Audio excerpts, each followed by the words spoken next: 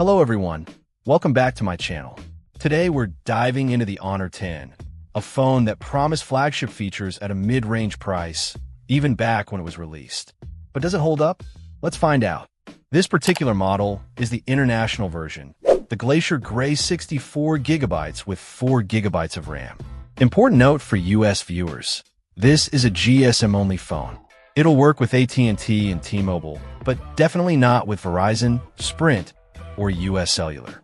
Double-check your carrier's bands just to be safe. It's also a dual SIM phone, which is a nice bonus for international travelers or anyone juggling two numbers. The Honor 10 sports a 5.84-inch IPS LCD display with a 1080 by 2280 resolution. While not OLED, the screen is vibrant and sharp enough for everyday use. It's protected by Corning Gorilla Glass, which is always a plus. One thing to note is the notch. It's there, love it or hate it. Under the hood, we've got the Helicon Kirin 970 processor, the same chip that powered some high-end Huawei phones back in the day. Paired with 4GB of RAM, it handled multitasking reasonably well, even if it's not the fastest chip on the block anymore. Gaming performance is decent for casual games, but don't expect to crank up the settings on the most demanding titles. The 64GB of internal storage is a bit limited, especially since there's no micro SD card slot for expansion. Something to consider if you're a media hoarder.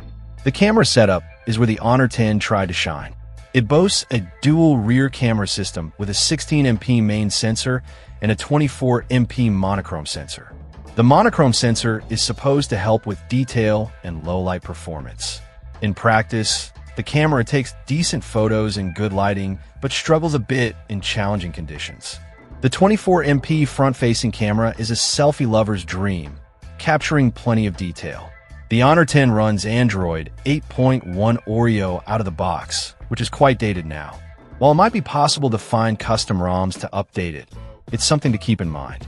The battery life is average, lasting a day with moderate use. So, is the Honor 10 still worth it in current year? It depends. If you're on a tight budget and prioritize a decent camera and performance, it might be a viable option. Just be aware of the limitations like the older processor, lack of expandable storage, and the dated software. You can definitely find newer phones with better specs for a similar price, but the Honor 10 still holds its own in certain areas. Be sure to check out other options before making a decision. Let me know in the comments what you think of the Honor 10.